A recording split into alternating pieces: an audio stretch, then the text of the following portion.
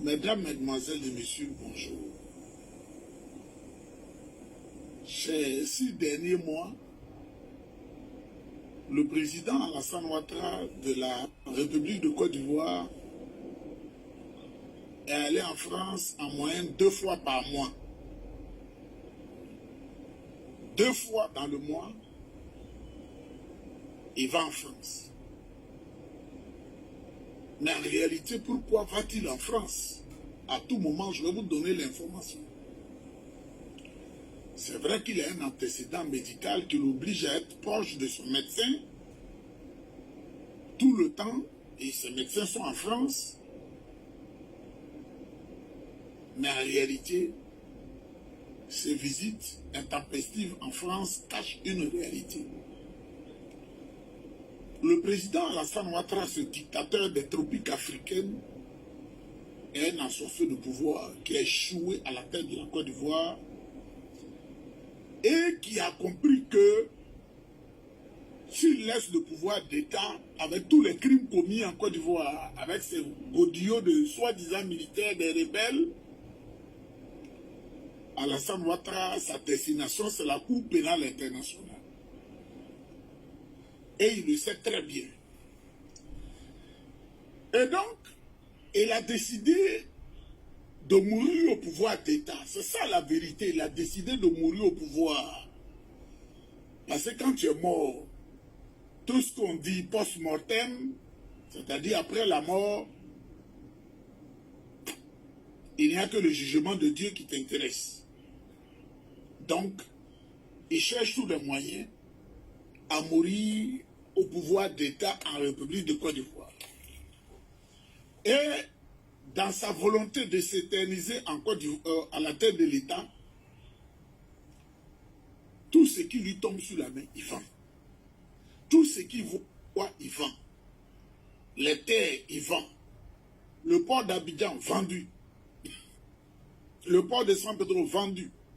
L'aéroport, vendu. Même la lagune, le sable qui est en bas là, vendu. Même la lagune même, vendue. Les péages en plein Abidjan, vendus. Parce qu'il faut qu'il fasse plaisir pour avoir ce 4e mandat. Ben vous savez qu'Alassane Ouattara a été parachuté à la tête de la Côte d'Ivoire par ses parrains occidentaux et principalement la France, qui ne veut plus de lui. Donc ils lui ont dit, comme tu parles de 4e mandat, il faut nous livrer le Burkina qui s'est détaché, il faut nous livrer le Niger qui s'est détaché, il faut nous livrer le Mali qui s'est détaché, ces pays de l'AEF, il faut nous les donner et tu auras ton 4e mandat. C'est pour tout cela qu'Alassane court libérer son frère noir pour avoir son pain quotidien. Et comme il n'arrive pas à livrer ces pays-là, il arrive à l'Élysée et on lui dit, on n'a plus besoin de toi à la tête de la Côte d'Ivoire. On n'a plus besoin de toi à la tête de la Côte d'Ivoire. Donc, au moment où je vous parle, Alassane, il est malade, il ne se sent pas bien dans sa peau. Mais, l'homme de réseau d'information que je suis, ils lui ont dit, après toi à quitter le pouvoir, déménage petit à petit tes affaires sans élever le moindre soupçon. Il a dit, mais j'ai ma maison à Mougé ici en France. On dit non, si tu perds le pouvoir d'État et que tu viens directement en France, tu sais que nous les Français, c'est nos intérêts qui sont les plus importants. On ne peut pas s'accommoder avec un ancien chef d'État, ça va nous fatiguer. Et celui qui va prendre le pouvoir après toi peut penser que tu vas préparer des choses qui ne sont pas bonnes à partir du sol français. Donc on ne pourra pas te recevoir dans l'immédiat si tu laisses la France. Il faut choisir des pays où tu vas aller te cacher. Et donc, à l'issue de la discussion, il était hésitant, les Français ont choisi l'Afrique du Sud et le Gabon. l'Afrique du Sud et le Gabon. Et ils ont dit, monsieur Alassane Ouattara, tu perds le pouvoir, tu laisses le pouvoir. Nous, on va négocier avec le Gabon, tu vas aller dire à soir. On va négocier à l'Afrique du Sud, les deux pays, tu choisis un. Il a dit, mais si moi-même, je donne ma parole au président du Gabon, ma parole n'est pas lourde. Si je dis la même chose au président sud-africain, ma parole ne sera pas lourde. Quand il est venu à Abidjan, l'Élysée a convoqué Oligui Nguema. Il a été convoqué en France pour lui dire Alassane va laisser le pouvoir. Très bientôt, il doit venir habiter chez toi où il a déjà de grosses maisons. Oligui Nguema a dit, je suis d'accord, mais c'est un aîné, pourquoi il ne l'a pas dit lui-même? Et c'est comme ça, quand Oligui Nguema est entré au Gabon, il a appelé à Abidjan, il a appelé le président Alassane Ouattara pour lui dire que, grand frère, on m'a dit, tu voudrais habiter chez nous ici, où tu as tes affaires, où tu as tout réalisé pour tes vieux jours. Ben tu ne me l'as pas dit, c'est les Blancs là qui me l'ont dit, c'est à l'Élysée on me l'a dit. Et Alassane lui a dit, aujourd'hui les lignes téléphoniques, ce ne sont plus sûres, viens à Abidjan. Voici la raison de la visite de Oligui Nguema à Abidjan. Oligui Nguema est venu pour mettre le président Alassane Ouattara en confiance, parce qu'Alassane Ouattara va partir bientôt pour qu'il loge à Libreville, au Gabon. Alassane Ouattara va loger à Libreville, au Gabon. Mais comme Alassane Ouattara a été impliqué dans beaucoup de choses concernant la déstabilisation du Gabon, c'est vrai, il va aller au Gabon, mais il a voulu faire d'une pierre deux coups. Il a fait venir Cyril Ramaphosa pour dire à Cyril Ramaphosa que l'Élysée a contacté aussi, que si je pars d'Abidjan, je vais aller au Gabon, mais s'il y a une situation qui n'est pas bonne au Gabon, je souhaiterais venir en Afrique du Sud. Les politiciens ont toujours plusieurs arcs à leur corde, plusieurs cordes à leurs arcs, s'il vous plaît. Vous vous souviendrez que quand Bokassa est tombé en Centrafrique, il est venu en Côte d'Ivoire avant de repartir vers la France. Il est venu en Côte d'Ivoire, il était en France avant de partir. Quand Myriam Makeba a eu des problèmes en Afrique du Sud, Myriam Makeba est venue en Côte d'Ivoire. Elle a négocié un autre terrain, un autre pays qui est la Guinée de Sékou Touré. Et ensuite, elle est allée à Cuba. Donc, ils ont toujours des plans A, des plans B, des plans C. Et les exemples, si je veux les citer, on n'en finira pas.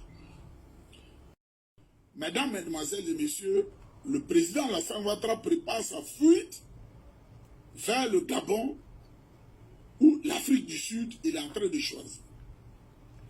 Comme le réseau, il y a des ministres qui travaillent qui sont avec lui, il y a des ministres dans tous les gouvernements, ça existait, autant de fois ça existait, autant du président Bédié, c'était rare. Les ministres de Bédié, je vous le dis, ils n'étaient pas trop dans ça. Mais les gens qui ont travaillé avec Gbagbo, la plupart qui ont étudié en France, travaillent pour les services secrets français. Et ça crée des problèmes au président Gbagbo, il le sait lui-même.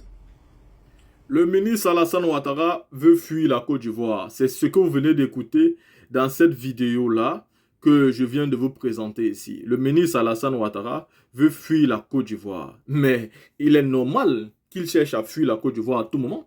Il est aujourd'hui en France 2 ou 3 fois par mois. D'autres disent que c'est pour les soins. D'aucuns disent que c'est pour rencontrer Macron. D'aucuns disent que c'est pour discuter par rapport à sa succession. Et d'aucuns disent que c'est pour fuir. Mais il est normal qu'Alassane Ouattara cherchera à fuir si jamais les choses ne se passent pas bien. Il cherchera à fuir parce que il n'est pas prêt de partir à la CPI. Je l'ai toujours dit aux gens. Il y a des gens qui pensent que le président Ouattara va quitter le pouvoir. Moi, je pense que non. Que Macron accepte ou pas, Ouattara ne quittera jamais le pouvoir. Ouattara est conscient aujourd'hui que quitter le pouvoir, c'est aller tout droit à la CPI, répondre au jugement de tous les morts et les génocides qu'il y a eu en Côte d'Ivoire. Ouattara est conscient qu'il s'est battu avec une personne. C'est le président Gbagbo. Ça veut dire qu'à derrière, il y a des alliances avec le PDCI, il y a des alliances avec Soro Guillaume, avec beaucoup d'autres hommes politiques. Mais le combat des deux leaders, c'est Gbagbo et Ouattara. Et parmi les deux, un a été jugé. Et il a été reconnu innocent par manque de preuves.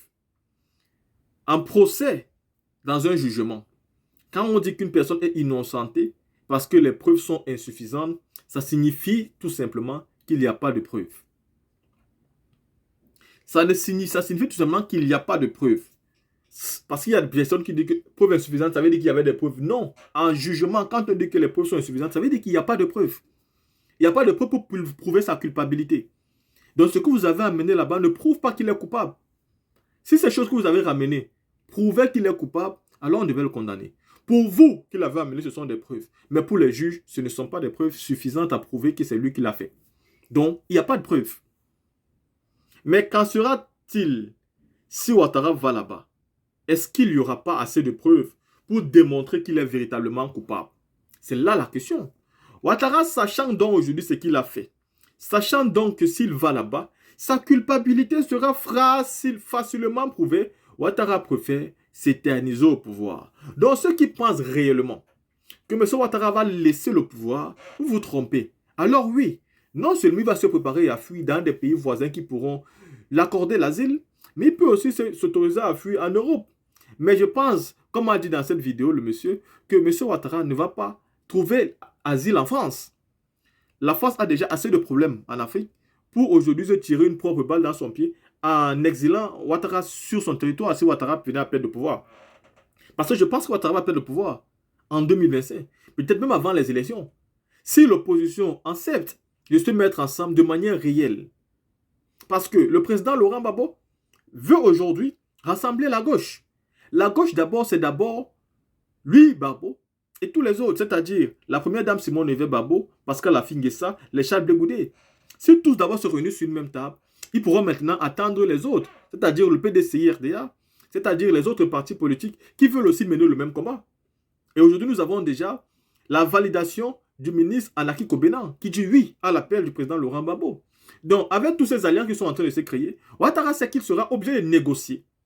Ou alors, il sera obligé d'aller aux élections crédibles, transparentes, sincères. Des élections bien différentes que ceux de 2020.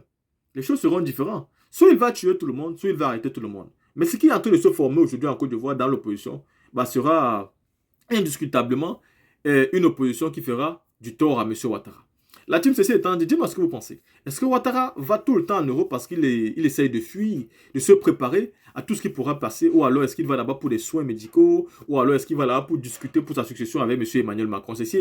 Peu importe les conditions, pour nous c'est honteux. Quand on est panafricain, on ne doit pas fuir pour aller se soigner en Europe, on ne doit pas fuir pour aller discuter la situation en Europe, on ne doit pas fuir aussi pour aller en Europe, on doit assumer les armes dans son pays. Si on doit trouver l'asile politique, qu'on le trouve aussi en Afrique, comme aujourd'hui Soro Guillaume l'a trouvé dans des pays africains.